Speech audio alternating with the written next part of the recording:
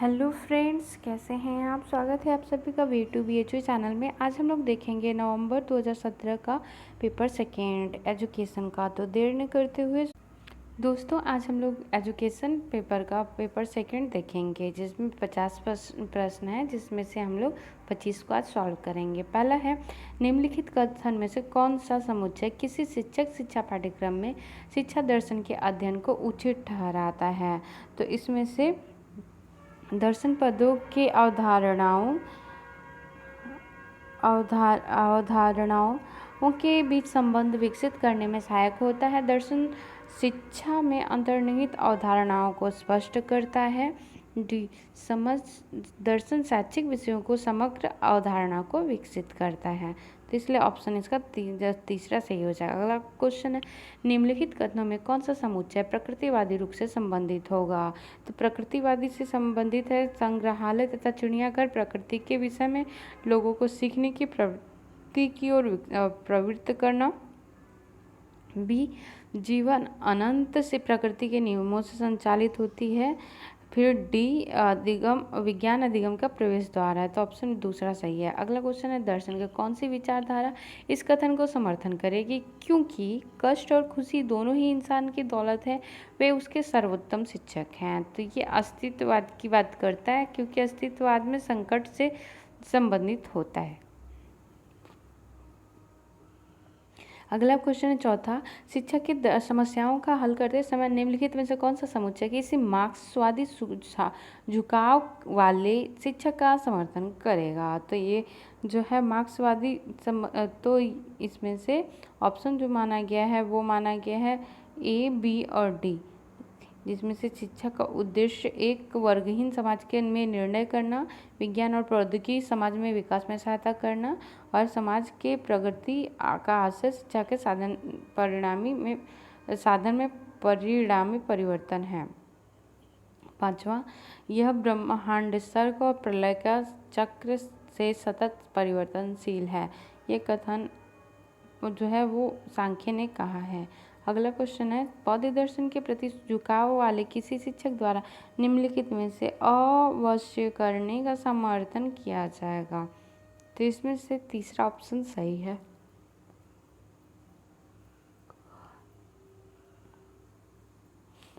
अगले प्रश्न पे हम लोग जाते हैं। अगला प्रश्न है सातवां, समुच्चय के एक मधु से दूसरे उसको मैच कराना है। गांधी जी का संबंध, तो गांधी जी की बुक का नाम था माई एक्सपीरियंस विद ट्रूथ। उसके बाद टैगोर आते हैं, और टैगोर का संबंध जो होता है वो होता है यूनिवर्सल मैन से।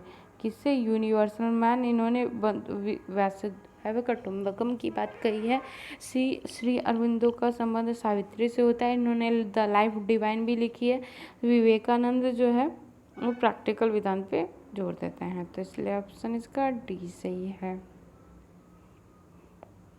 एक शिक्षक सही मायने में तब तक नहीं सिखा सकता जब तक कि वह स्वयं नहीं सीख रहा हो। तो ये विचार किसने कहा? ये टैगोर जी ने कहा है। अगला क्वेश्चन है, भारतीय संविधान के स्वतंत्रता के महत्व का आशय स्पष्ट कीजिए। तो इसमें दूसरा ऑप्शन सही है। एक शिक्षक को विद्यार्थी के जीवन में धर्म सिद्धांत के प्रभाव, भय और से मुक्त होने में सहायता मिलनी चाहिए। अगला है 10वां, निम्नलिखित में से कौन तार्किक विधेयकवादी नहीं है। तो तार्किक विधेयकवादी जो है वो जो माने गए हैं वो है हेनरी बर्गस शाह, जो है तार्किक विधेयकवादी नहीं माने गए हैं। अगला प्रश्न है, निम्नलिखित में से कौन सा विशेष सरकार शैक्षिक संस्थानों में समाजशास्त्रीय प्रक्रियाओं को विश्लेषण में शामिल है। तो यहाँ पे शिक्षा समाजशास्त्र शामिल है। अगला क्वेश्चन है, शिक्षा और धर्म घनिष्ठ मित्र है, दोनों ही आध्यात्मिक संवर्धन का मार्ग प्रशस्त करते हैं। तो इसमें से ये दोनों सही बात है। अगला क्वेश्चन है, शिक्षा को प्रभावित करने वाले निम्नलिखित कारकों को सर्वाधिक उपयुक्त क्रम में विकसित कीजिए। तो इसमें से जो माना गया है वो माना गया है, सबसे पहले आता है धर्म, फिर उसके बाद राजनीति, फिर धर्म, राजनीति, लोकतंत्र और आधुनिकीकरण। तो इस तरीके से ऑप्शन पहला सही है। निम्नलिखित 14वां, शिक्षा एक ऐसा कारक है जो विभिन्न माध्यमों में सामाजिक बदलाव की व्याख्या करता है। इस संदर्भ में निम्नलिखित में से किसे सर्वाधिक उपयुक्त संकेतक माना जाएगा? तो यहाँ पे अन्वेषण, प्रतिबिंबित, अभिसारी, निर्माण, तीसरा ऑप्शन सही है।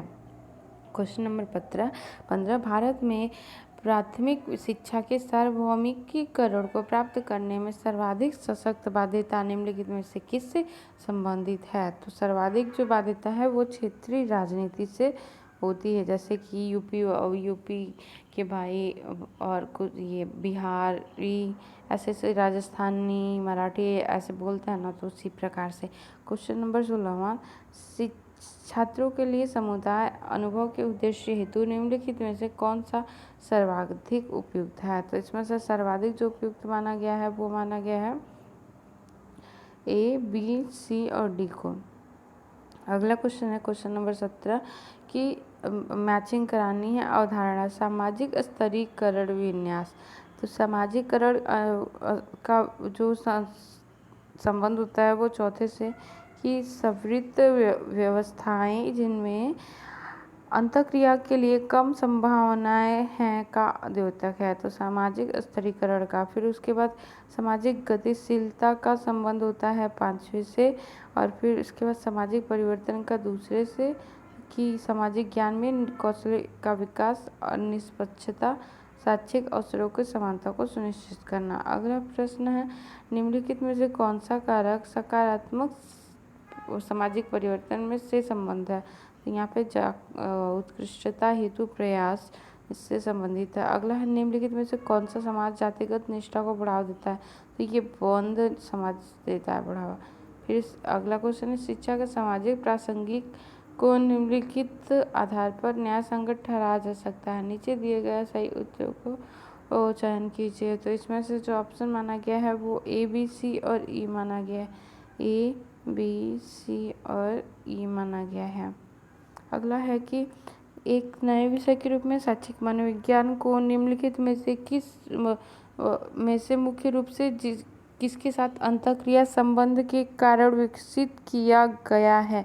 तो ये व्यवहार विज्ञान मनोविज्ञान में शैक्षिक प्रक्रियाएं परिप्रेक्ष्य की विभिन्न पद्धतियां शामिल है। इसका ऑप्शन दूसरा सही है। अगला प्रश्न है 22वां, पियाजे के अनुसार विकास की किस अवस्था में बालक एवं एक संज्ञानात्मक क्षमता के प्रतिरूपता की संकल्पना ग्राह्यता को दर्शाता है? तो ये मूर्त संक्रियात्मक व्यवस्था होती है, इसलिए इसका ऑप्शन तीसरा सही है। अगला है 23वां, निम्नलिखित कथनों में से विकास के विभिन्न अवस्थाओं में होने वाले परिवर्तन एक ससूचकांक विकसित कीजिए। उन कथनों के समुच्चय को दिए गए कुछ से मिलान कीजिए। तो इसमें से है कि पहला इसमें से जो माना गया है वो माना गया है कि व्यक्ति के आकार में परिवर्तन होता है, फिर व्यक्ति के डील डॉल एवं विभिन्न अंगों के अनुपात में तब्दीली होती है। उसके बाद बहुत मोटा हो गई तो उसका बात अलग बार बार आता रहेगा। अगले प्रश्न पे जाते हैं क्वेश्चन नंबर 23वां पे 23वां क्वेश्चन पे जाते हैं हम लोग।